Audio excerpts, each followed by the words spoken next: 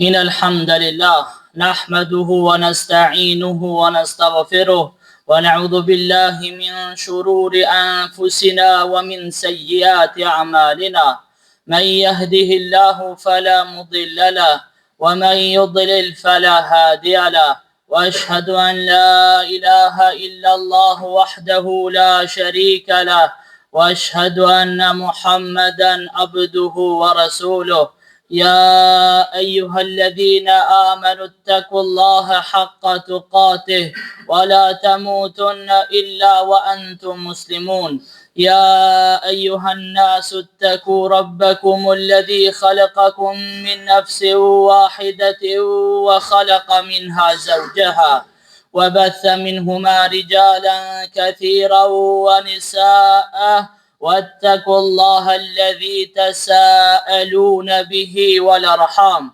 إن الله كان عليكم رقيبا يا أيها الذين آمنوا اتقوا الله وقولوا قولا سديدا يصلح لكم أعمالكم ويغفر لكم ذنوبكم ومن يطع الله ورسوله فقد فاز فوزا عظيما رب اشرح لي صدري ويسر لي أمري واحلل عقدة من لساني يفقه قولي أما بعد. Me të vërtet, lavdërime dhe falenderimet I takojnë vetëm Allahut, ata e falenderojmë dhe vetëm prej Tij ndihmë dhe falje kërkojmë. Kërkojmë mbrojtjen e Allahut prej gabimeve tona dhe prej punëve të këqija tona. Atë që Allahu e udhëzon nuk ka kush e humb, dhe atë që e humb nuk ka kush e udhëzon. Dëshmoj se nuk ka Zot tjetër që meriton të adhurohet pos Allahut dhe se Muhamedi alayhi salam është rob dhe I dërguar I Tij. Adhurimi Allahut subhanahu wa taala, njësimi Allahut subhanahu wa taala është obligimi jon më I madh që e kemi ndaj Allahut subhanahu wa taala. Kjo është obligimi kryesor. Kjo është haku më I madh që e kena ndaj Allahut subhanahu wa taala, me njësu atë në adhurim dhe mu largu prej gjithë çkaje që adhurohet krahas apo pos Allahut subhanahu wa taala. Allahu neve në këtë dunja nuk na ka pru këtë së koti, por na ka kriju dhe na ka pru në këtë dunja me një arsye të caktuar që me adhuru vetëm Allahun subhanahu wa taala dhe mos me shoqëru atij asgjë në adhurim. Wa ma khalaqtul jinna wal insa illa liya'budun. Thot Allahu nuk I kam krijuar njerëzit dhe asgjënët përpos se të më adhurojnë. Adhurimi Allahut dhe mos adhurimi askujt tjetër përveç Allahut subhanahu wa taala është arsyeja se Allahu ka dërguar profet. Se Allahu I lartësuar thot në Kur'an, me të vërtet që kemi dërguar në çdo popull profet, të cilët I kanë ftuar që të adhurojnë vetëm Allahun dhe të largohen prej çdo gjëje që adhurohet krahas Allahut subhanahu wa taala. Pra pse Allahu subhanahu wa taala pas ka dërguar profet në dunja, ka dërgu që mi urdhëru njerëzit që me adhuru vetëm Allahun subhanahu wa taala, që mi urdhëru njerëzit mu largu prej gjithë shkaje që adhërohet krahas Allahut subhanahu wa taala. Ky ka qenë misioni të gjithë profetëve, prej të I pari deri të I fundi, kanë thirrë në njësimin dhe adhurimin e Allahut subhanahu wa taala. Urtësia e dërgimit të profetëve është thirrja në tauhid dhe ndalimi nga shirku. Pra, feja e profetëve ka qenë një. Profetët e Zotit, prej të I pari deri të I fundit, të gjithë kanë qenë musliman, të gjithë kanë thirrë njësimin e Allahut, edhe pse ligjet edhe dispozitat ndryshojnë prej të njëri deri të tjetri. Pra shariatet nuk kanë qenë të njëjta. S'ka qenë një shariati I Isës alayhis salam dhe shariati I Muhamedit alayhis salam. Mirë po, njësimi I Allahut ka qenë I njëjtë, tauhidi ka qenë I njëjtë, largimi nga shirku ka qenë I njëjtë të gjithë profetët. Pra misioni të gjithë profetëve, misioni të gjithë pejgamberëve ka qenë ani abudullaha wajtanibu tagut, Adhurojeni vetëm Allahun dhe largoni prej tagutëve, largoni prej gjithçkaje që adhurohet krahas Allahut subhanahu wa taala.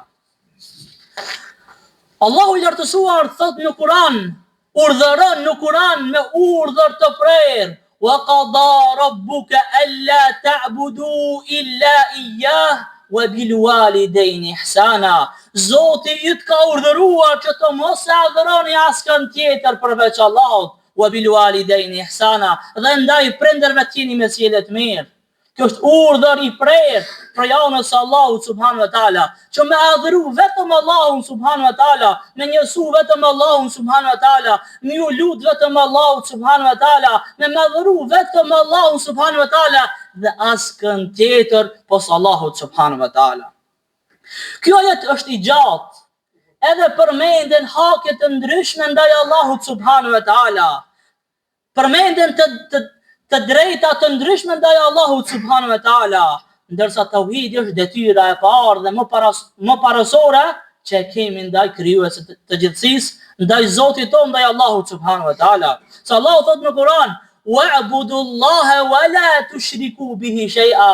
Thot adhurojeni Allahun edhe mos i shoqëroni atij asgjë në adhurim. Mos i bëni shirk atina, pra braktiseni shirkun dhe hiqni dorë prej tina. Sa Allahu thot në Kur'an: "Inna shirka la dhulmun adhim." Në të vërtetë shirku është pa drejtësia më e madhe. Pa drejtësia më e madhe që ja bën njeriu Allahu subhanahu wa taala është shirku. Se kjo është qëllimi pse kena ardhur në jetën e kësaj bote. Kjo është qëllimi pse neve na ka kriju Allahu subhanahu wa taala, me adhuru Allahun ashtu siç e meriton Allahu subhanahu wa taala, duke mos i bërë shirk atina. Largimi nga shirku është kusht për saktësinë e adhurimit. Ti mundesh me fal shumë, mundesh me agjëru shumë, mundesh me shku në haxh, mundesh me dhënë sadaka, mundesh me bëj shumë vepra të mira. Por nëse nuk e ke tauhidin, njëshmërinë Allahut subhanahu wa taala, të gjitha veprat janë të kota. Pra tauhidi, njëshmëria Allahut, është sikur se themeli i ndërtesës. Qashtu që nuk mundet ndërtesa me nejt pa themel dhe pa stupa, pa shtylla, ashtu edhe imani njeriu s'mundet me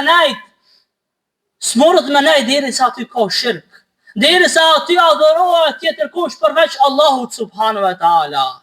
Pra nëse dojna që adhurimet e tona më kanë pranume, nëse dojna që Allahu me ne i pranu veprat e tona, s'parjer duhet me njësu Allahun në adhurim dhe mos mi bëj shirk atina. Kjo është e para, pastaj vijnë të gjithë të tjerat varg pas vargu. Shirku është i ndaluar, qoftë ajo pak apo shumë, qoftë shirk i madh apo shirk i vogël. Sa Allahu thotë në Kur'an: "Wa la tushriku bihi shay'a", dhe mos i bani Allahut shirk, as diçka, shay'a, as diçka të vogël, as diçka të vetme. Kur gjë mos i bani shirk Allahut subhanahu wa taala. Në asnjë aspekt. Kur gjë mos i bani shirk Allahut, në asgjë mos i bani shirk Allahut subhanahu wa taala. Kjo është kusht që Allahu me na pranu veprat e tona. Kjo është kusht që na më kon imanli, më kon me iman. Se s'munësh më kon imanli ti me iman edhe mi bëj shirk Allahut, se kjo është e kundërta. Shirku është e kundërta e imanit. Kufri është e kundërta e imanit. Nëse na kemi në jetën tonë dhe bëjmë shirk apo kufër, atëherë na nuk kemi iman, s'kemi besim. E nëse ne nuk kemi iman dhe s'kemi besim, atëherë jemi të bankrotuar, jemi të humbur, edhe fundi jonë është zjarmi i xhenemit. Se kjo është fundi i pasuesve të shirkut, i pasuesve të idhujve, i pasuesve të atyre të cilët adhurojnë krahas Allahut subhanahu wa taala. Andaj, të lexojmë për shirkun, të lexojmë për njëshmërinë e Allahut subhanahu wa taala, sepse ky është sendi më i rëndësishëm në Islam. Pastaj vijnë namazi, pastaj vijnë obligimet e tjera, pastaj vjen respektimi i prindërve, pastaj vijnë sendet e tjera. E para është njësimi i Allahut subhanahu wa taala dhe largimi prej shirkut. Pra studiojeni mirë shirkun, lexoni shumë për shirkun, lexoni shumë për veprat që na nxjerrin prej Islamit, se këto janë rreziku i imanit ton, këto janë rreziku i besimit ton.